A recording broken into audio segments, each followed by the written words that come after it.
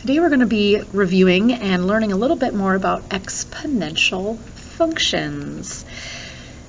So it says in this lesson you will learn how to find an exponential function of the form y equals a times b to the x that passes through two given points. Then we will apply that knowledge to real world situations. All right, so this is going to take us all the way back to Algebra 1. It says fill in the table for the function. So here's our equation, y equals 2 times 3 to the x. Order of operations tells us we cannot call that 6 to the x. We have to evaluate the exponent and then multiply our answer by 2. All right, let's start with some whole numbers. Let's start with the 0. 3 to the 0 is 1. 1 times 2 is 2. 3 to the first is 3 times 2 is 6. 3 squared is 9 times 2 is 18. 3 cubed is 27 times 2 is 54. Let's see, 3 to the 4th is 81 times 2 is 162. Well, now let's go backwards. 3 to the negative 1st is 1/3 times 2 is 2/3. 3 to the negative 2nd, right? I'm plugging in an x of negative 2 is 1/9 times 2 is 2/9. Okay. So maybe the fractions won't help, but it says what is the pattern for the y values? Here's my y values. I want to know what's the pattern. How do I go from here to here, here to here, here to here? And probably want to start with those whole numbers, right? How do I go from 2/3 to 2, from 2 to 6, from 6 to 18, from 18 to 54? We're multiplying by 3. What is the y-intercept of the graph? Remember, a y-intercept is when the x-coordinate is 0. Oh, it's right there. It's the point 0, 2. So what we notice, if we go back here, that we multiply by 3, that's the base of the exponent. Our y-intercept is 2, that's our starting value. So we started, right, when time is 0, we start at 2, and the base is our multiplier. Okay? When a function value, when a y value is increasing or decreasing by the same multiple for every equal unit of increase in x, we can use an exponential equation to model the data. By the way, this is the definition of a geometric sequence, right? We've talked about arithmetic is when you add the same number. Well, when you multiply by the same number, it's a geometric sequence, which can be written as an exponential function. So we have y equals a times b to the x, where a is our starting value, or we could say our y-intercept, and b is our multiplier. Okay. All right, so I think this is all coming back to us from Algebra 1. We spent so much time talking about exponential functions. All right, so while we're talking about some review, let's talk about some shapes, like we spent some time in Algebra 2 graphing exponential functions. So it says let's review the shape of these three right here. So I've got y equals 2 to the x. Well, you know, we can start plugging in numbers. 2 to the 0 is 1, so I have the point 0, 1. 2 to the first is 2. Plug in a 2, 2 squared is 4. Plug in a 3, 2 cubed is 8. I think if we plug in a 4, 16 is off the page. Let's go backwards. If I plug in a negative 1, I get a 1/2, then I'll get a 1/4, and a 1/8, etc. So connect our dots there. I missed one of them. But that's the graph of 2 to the x. Okay. Well, the only difference here is that I'm multiplying it by 3, right? So it's like a vertical stretch. We could still make a t-chart if we want. Plug in a 0, 2 to the 0 is 1, 1 times 3 is 3. Plug in a 1, 2 to the first is 2, times 3 is 6. plug in a 2. 2 squared is 4, times 3 is 12, 9, 10, ooh, all the way up at the top there. If I plug in a -1, I get 1.5. If I plug in a -2, I get 3/4. Same shape, a little bit steeper, right? Vertical stretch of 3. Okay, let's take a look at this third one. Now, different, my base is a fraction, 1/2 to the x. I'll start plugging in numbers. If I plug in a 0, anything to the 0 is 1. If I plug in a 1, 1/2 to the first is 1/2. If I plug in a 2, 1/2 squared is 1/4. Okay, so we're getting small that way. Let's go the other way. If I plug in a -1, a negative exponent means reciprocal, so flip this over and we get a 2. If I plug in a -2, flip it over to get a 2, squared is 4. If I plug in a -3, I'm going to get an 8. Whoop. Same shape, it's just going downhill instead of uphill, right? My base or my multiplier is 1/2, so it was an 8, then it was a 4, then it was a 2, then it was a 1. All of my y values are getting cut in half because that's what my multiplier is. Okay, so in general, for all exponential functions, y equals a times b to the x, the graph has a horizontal asymptote of y equals 0, which is the x-axis. The graph has a y-intercept at a, right? Here the y-intercept is 1, then it was 3, then it was 1. Big difference here is an a value there. So a, 0, comma a. Okay. This right here is how we're defining exponential functions.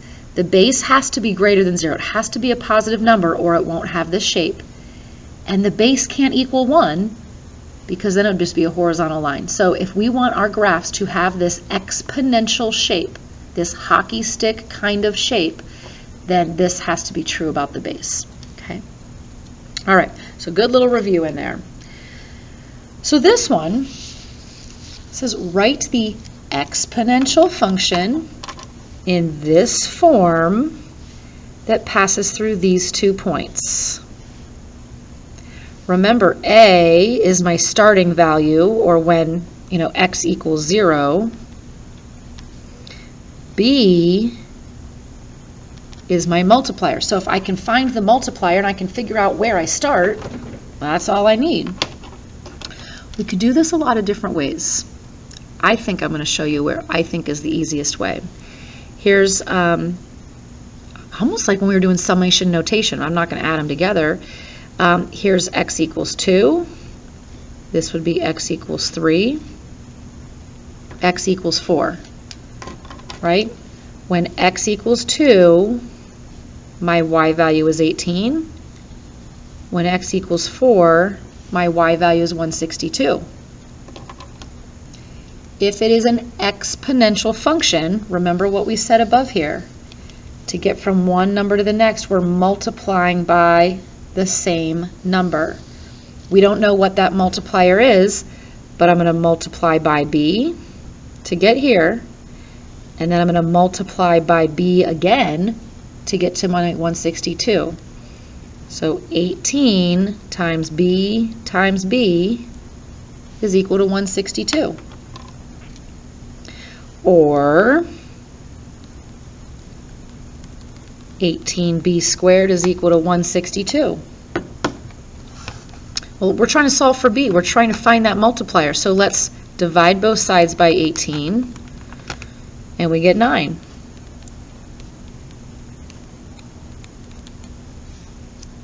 Let's take the square root of both sides to get b equals plus or minus 3.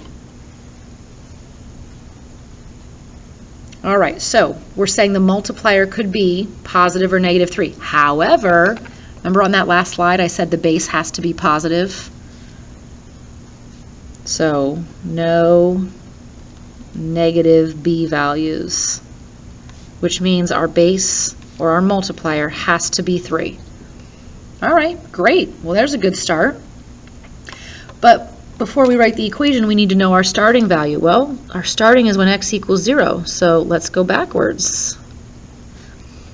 If I'm multiplying by 3 to hop from one to the next, let's divide by 3 to go the other way. 18 divided by 3 is 6. 6 divided by 3 is 2. So now I have my starting value, and then I have my base is 3 to the x. Are there other ways to do this? Absolutely there are. We could just start plugging in our x's and y's and solve a system with a and b, but I think a lot of you will prefer this method here. Okay. So exponential models are used frequently in growth or decay models. Growth means something is increasing, decay means something is decreasing. So it says a substance doubles every day. If it doubles, that means our multiplier is 2. If there are 1.75 grams of the substance present originally, right, at time 0, and that means that's my value for A,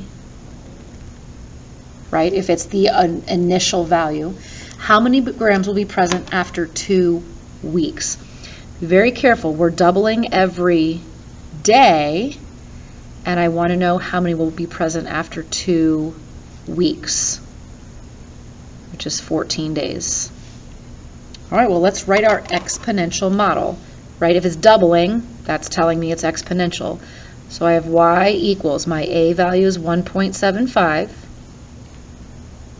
and my multiplier is 2. I used a t for time, but we could have just as easily used x, right? So my a is 1.75, my multiplier is 2.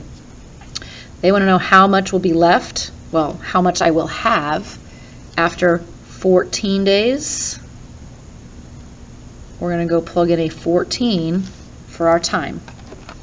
I'm going to grab a calculator to do that. So I'm just going to go in and type 1.75 times 2 to the 14th. And I get 28,672 grams. Okay, good.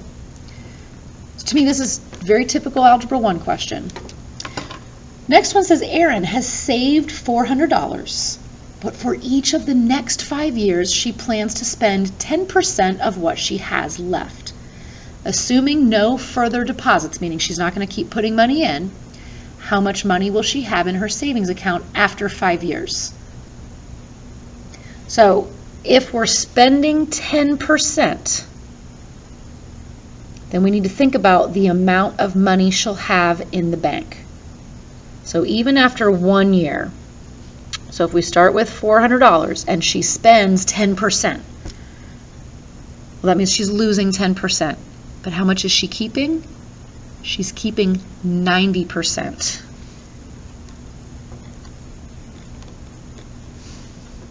And the reason I say that is because this Y represents how much is left. Right? Not how much she spent, but how much is left. So we need to figure out that multiplier for how much we're going to keep. So we're keeping 90%. That's our multiplier. So our B is 0.9. My A, or how much we're starting with, is 400. So I have Y equals 400 times 0.9 to the T. And our times match, right? We're in years, She's putting 10% per year.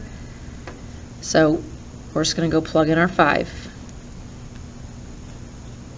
And we'll grab a calculator for that as well. So I'm going to type in 400 times, whoops, that's not going to do it, 0.9 to the 5th. And I get $236, and let's call that 20 cents. Okay. If we're talking about money, let's make sure we're going to the nearest hundredth. Okay. All right. So a nice little review in there is if we're losing 10%, our multiplier is 90% or 0.9. Okay. All right. So here's where we really start to do a little bit more with pre-calculus. It says not every time interval for exponential growth or decay will be 1 unit.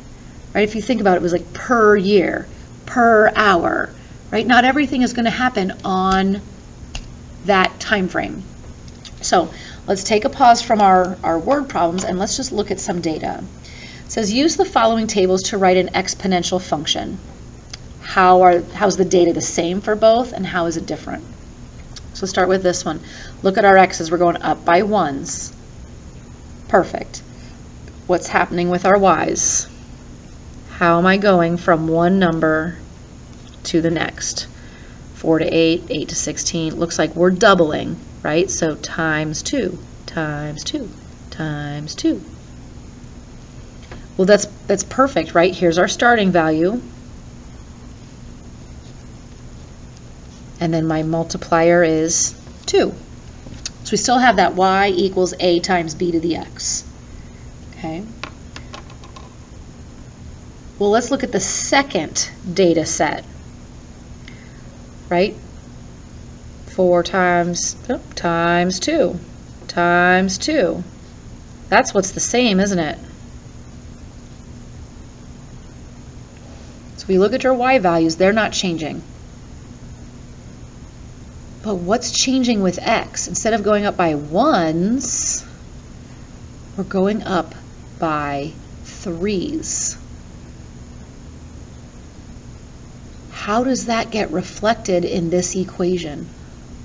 The y's stayed the same, so let's write that down. Y equals 4 times 2 to the something. The y's all stayed the same, so in terms of transformations, right, if we're thinking about it that way, that's not changing. What happened to the x's? To go from 0 to 0, nothing. 1 to 3, 2 to 6, 3 to 9. What happened to all of my x's? The x's were all multiplied by 3. That's a horizontal stretch.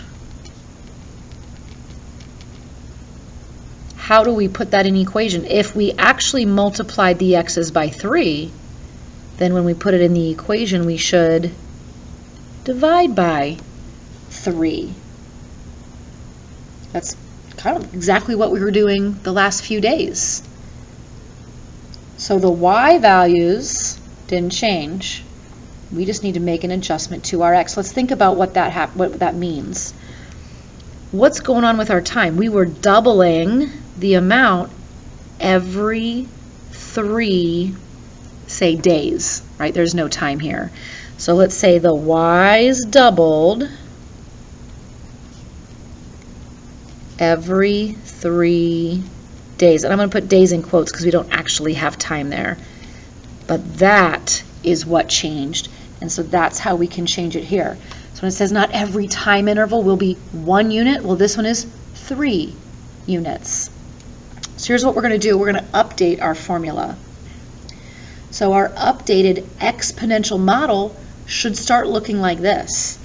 Instead of saying y equals a times b to the t, or y equals a times b to the x, we're going to want to start putting a divide by something, and I'll write this down, but we're going to say how often does it double? How often does it triple? How often are we reducing it by 10%, etc. So a, and we'll talk about that one in a minute, a is still our starting amount, b is still our multiplier, t is still our time that has passed, and r is, let's call it our recurring time. So I'm going to say how often. Maybe that's a better way to say that. Is it every 3 years? Is it every 10 months? Is it every 5 hours? How often does something multiply? Okay. So again, this looks very similar. Let's talk about this one. Some of you may recognize this from maybe physics, chemistry perhaps. Let's talk about what's different. Nothing's different except for this. It says y equals y naught. Y naught. They mean the same thing, it's just different notation. It's, in fact, I like it better because it's a little more representative, right? Y naught means the y value at time 0. Well, isn't that the same as calling it the starting amount? It's just a different variable, okay? It's like a subscript of a 0. Well, it's not like, it is a subscript of a 0. All right, so let's take a look. It says bacteria in a culture decreases by 35% every 10 hours. That's going to be my R value, my recurring time, every 10 hours. If the sample starts with 785, that's my Y naught or my A value, how many will remain after 2 days? Now, careful. We're in hours, then we go to days. So 2 days is really 48 hours, isn't it? All right, so here we go. We have y equals y naught, which is 785, times our multiplier, we'll come back to that, to the t over 10. Every 10 hours, we need to figure out how many times 10 hours has passed. Now, if we are losing 35%, we are keeping 65%. So that's how much is remaining. That's our multiplier. There's our exponential function. We now want to plug in our time. So I have 785 times 0.65 to the 48 over 10, or 4.8. I'm going to plug that straight into my calculator. I guess I could put that up for you to see, huh? So I have 785 times 0.65 raised to the 48 tenths, or like I said, you could just type in 4.8, and we get 99.278.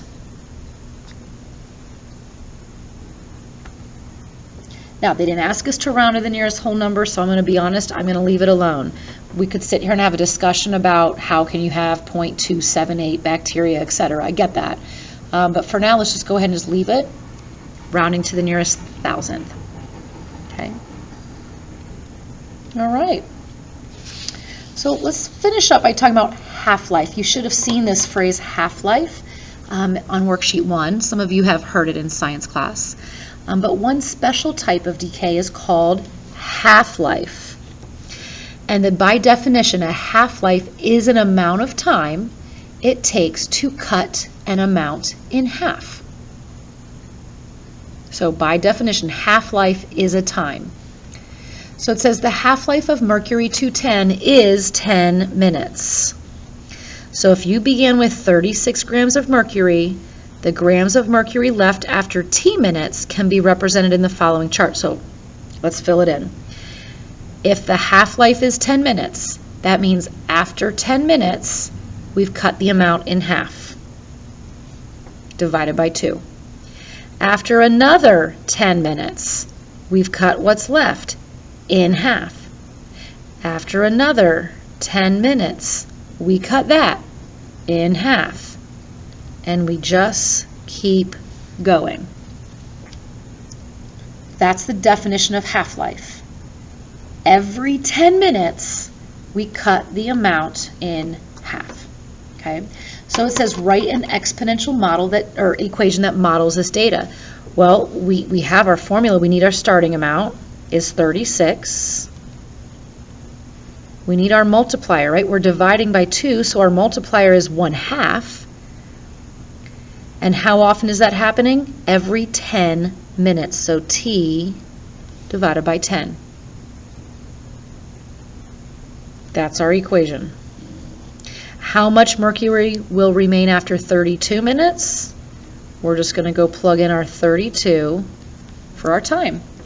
And we'll just grab a calculator and we'll type in 36 times 1/2 to the 3.2, right? Or 32 divided by 10, and I get 3.917. And that would be in grams.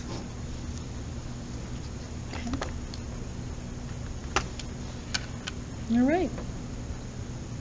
Good. Let's take a look at the last slide. So we have another T-chart. This time it's filled in for us. It says the table above shows the amount, A, of an element at selected values of time. Find the half-life of this element. Remember, half-life is an amount of time to cut in half. So find the time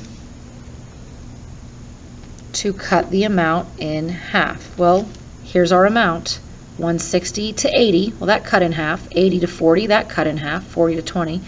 How much time was passing? Looks like 3 days. Every 3 days, the amount got cut in half. So write an equation for A of t. So instead of saying y equals, I'll say A of t equals. It's the same thing, right? F of x, A of t, just means my variable I'm going to use is still going to be t.